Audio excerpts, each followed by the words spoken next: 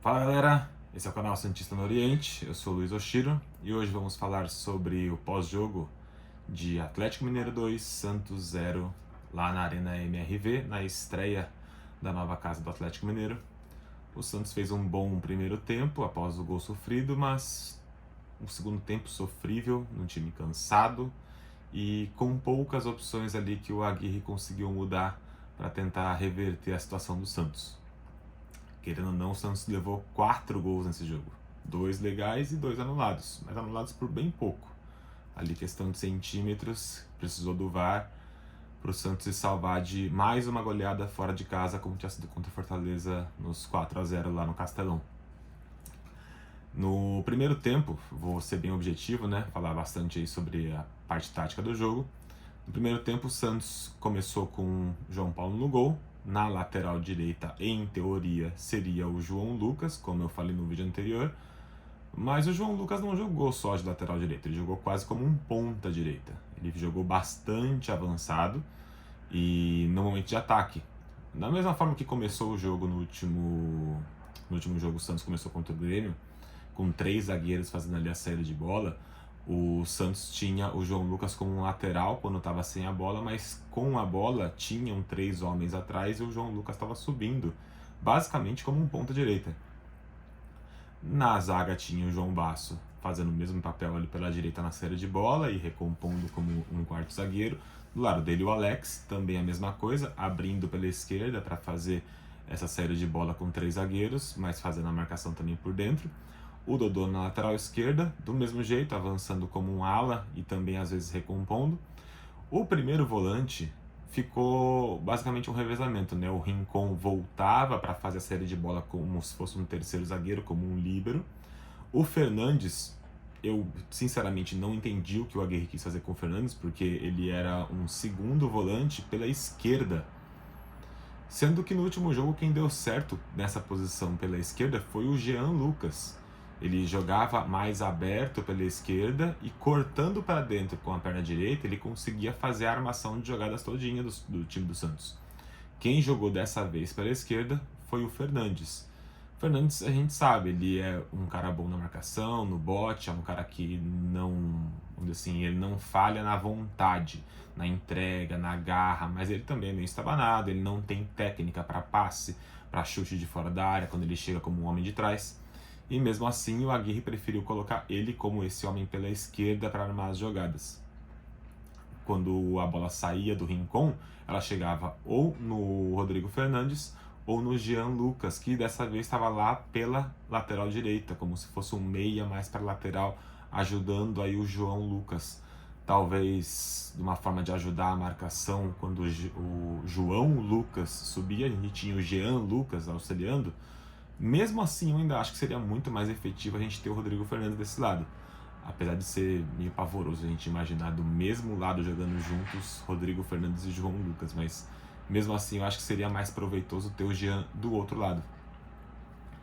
E fazendo esse outro homem ali pelo meio, a gente tinha o Lucas Lima, que acabou meio que flutuando pelo meio e não fazendo a recomposição pela direita como ele fez no último jogo. Ele era basicamente ali um assistente, né, da lateral direita, fazendo marcação, recuperando muitas bolas, inclusive foi um gigante ladrão de bolas no último jogo contra o Grêmio e fazendo mais roubadas de bola até do que o Rodrigo Fernandes. Roubadas de bola, inclusive, que não é desarme. Desarme é você tirar a bola do adversário. Roubada de bola é você tirar do adversário e continuar com ela, que foi o que o Lucas Lima fez. Inclusive, ele acabou cavando uma falta ali no primeiro tempo, quando ele rouba a bola, né, no meio de campo e acaba relevando aquele totozinho ali do volante do Atlético Mineiro.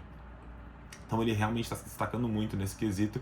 E eu acho que foi também um defeito do Aguirre de não ter continuado aproveitando dessa qualidade que o Lucas Lima está mostrando, né, nessa segunda passagem pelo Santos. E na frente a gente teve o Mendonça muito mais pela esquerda no primeiro tempo, mas também às vezes alternando. Quando ele ia para a direita, aí o Jean Lucas acabava trocando com ele para a esquerda.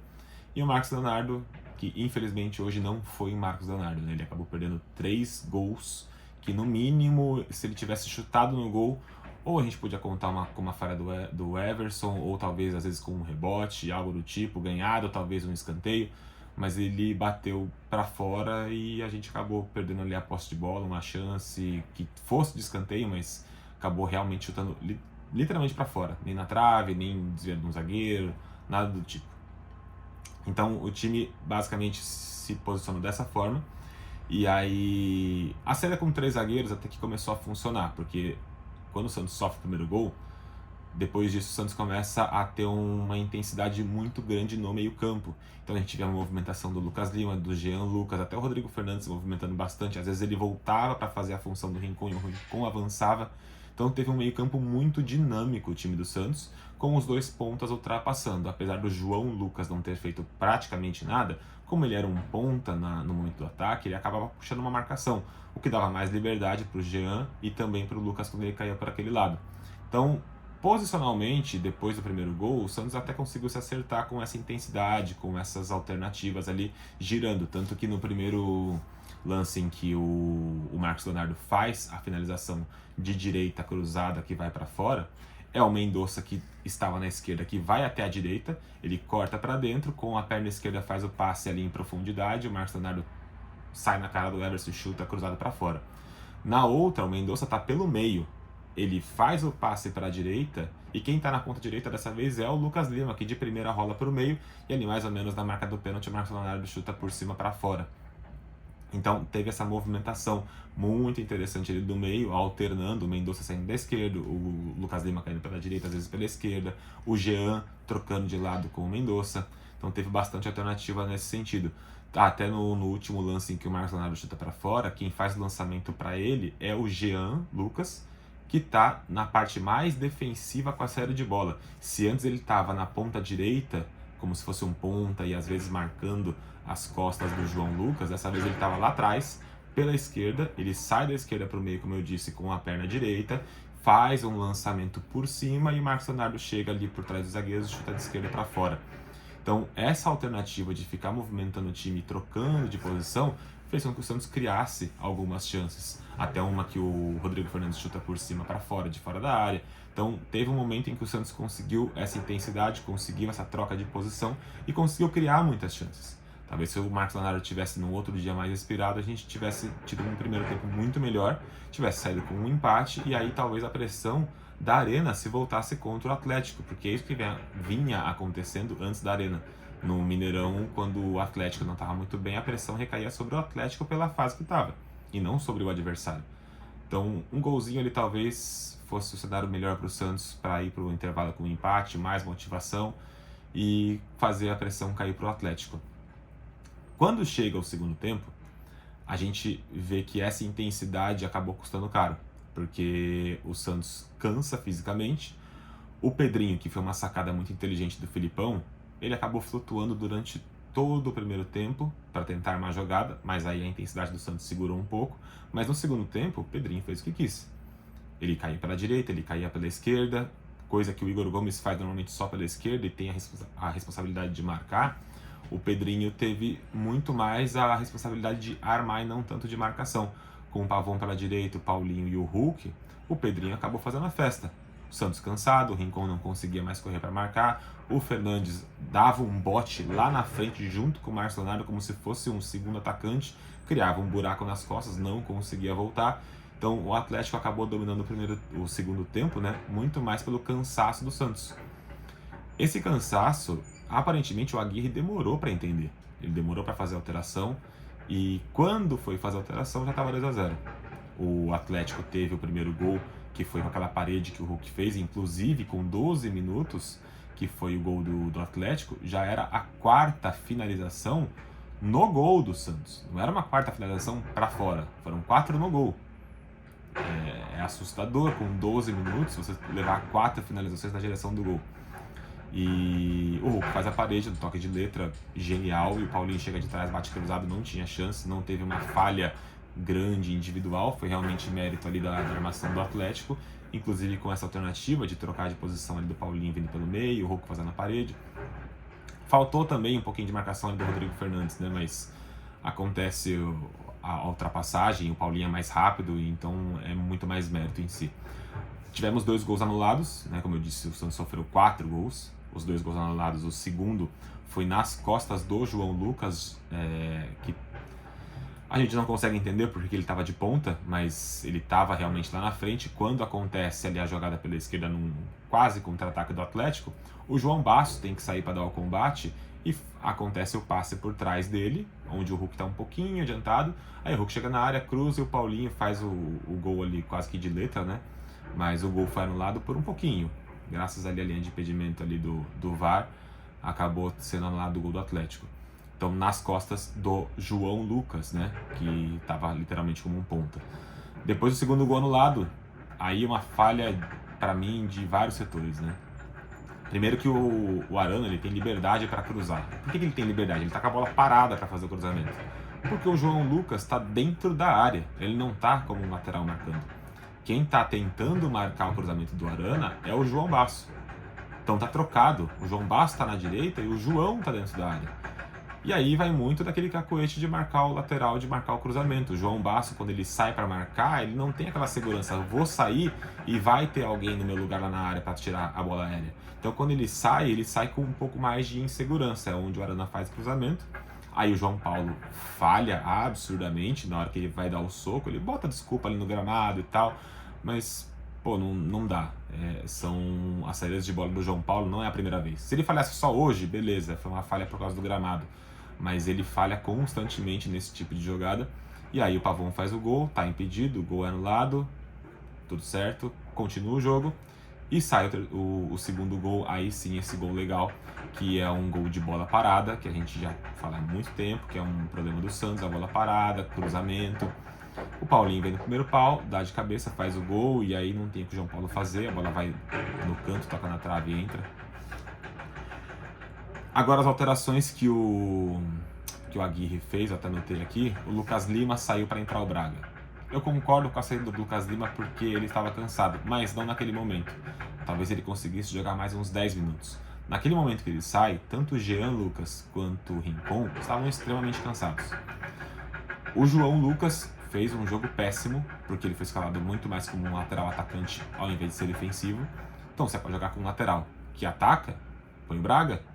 O Braga sabe recompor como lateral e sabe atacar porque ele é um atacante. Põe o Braga naquela posição, já começou errado. Então, para mim, ele faz a alteração de colocar o Braga correta, desde que fosse lateral. Tirar o João Lucas e não o Lucas Lima. Quando ele troca e faz a alteração do João Lucas para entrar o Patati, é onde ele coloca o Patati no ataque e coloca o Braga como lateral. Pô, pelo amor de Deus, isso já estava na cara. Devia ter sido feito muito antes isso. Você tirar o João Lucas e colocar Braga ou Patati, qualquer um dos dois que jogasse como ponta, que foi como o João Lucas jogou no primeiro tempo, seria muito melhor do que o João Lucas. Enfim, até na minha imaginação, talvez fosse muito melhor jogar com o Braga ou Patati na ponta direita, né, no lugar do João Lucas, e aí você teria o Rodrigo Fernandes cobrindo as costas do Braga quando ele subisse, como um lateral. Se você não quisesse jogar com 4-3-3. Não teria problema você fazer esse tipo de formação, desde que colocasse o Lucas Braga para subir e colocasse ali para recompor pela direita o Fernandes e o Jean na esquerda, e não o contrário como foi feito. Entra o Furt no lugar do Jean Lucas, e aí já é aquele desespero do tipo, põe o Furt, põe o Marcos, joga a bola na área, porque quando ele coloca Patati de um lado, coloca o Mendonça na outra e coloca 2 centroavantes, no meu entendimento ele quer jogar pelas pontas e mandar a bola na área e seja o que Deus quiser. Depois o Rincon sai também para entrar o Dodge, e o Rincon estava cansado, não tinha mais o que fazer, aí o Dodge entra num jogo muito mais intenso ali pelo meio, faz uma falta, toma um amarelo, tá suspenso pro próximo jogo, e por fim sai o Mendonça para entrar o Kevson, o que nos dá um entendimento que o Kevson, na opinião do Aguirre, não é um lateral que sabe marcar, ele coloca o Kevson como um ponta. Basicamente, como ele jogou com o João Lucas no primeiro tempo, ele joga com o Kevson no segundo, como um cara que é lateral, mas pela esquerda no ataque, justamente para cruzar a bola nos 2 centroavantes.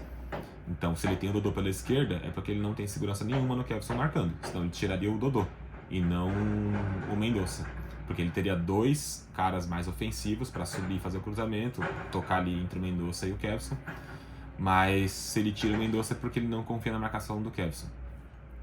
Enfim, temos pontos negativos, que é o começo do Santos, que começou um pouco sonolento, tomou 4 finalizações em 12 minutos e sofreu um gol. Teve um segundo tempo, para mim, que mostra o limite físico do Santos, que o time cansou e morreu o meio-campo do Santos. Mas temos pontos positivos, que foi essa intensidade do primeiro tempo, essa troca de posição. O time, aparentemente, taticamente, está entendendo as ideias do Aguirre e está bem diferente do que a gente tinha com o Turra e com o Odair Hellmann. Então a gente tem agora alternativas para conseguir melhorar o time contra o América, melhorar o time contra o Cruzeiro e tentar sair com mais pontos das próximas rodadas. É isso, deixa o like aí, se inscreve no canal e durante a semana a gente vai conversando. Volta pra cá, assiste mais um vídeo durante a semana, compartilha com seus amigos, vamos conversar bastante sobre o Santos e tentar fazer com que esse apoio, seja ele pessoalmente ou na internet, faça com que o Santos se recupere na tabela e volte a figurar aí pelo menos numa briga pela Sul-Americana e tentar fazer com que saia essa áurea ruim, porque pelo menos taticamente parece que o time está melhorando. Um abraço, até a próxima.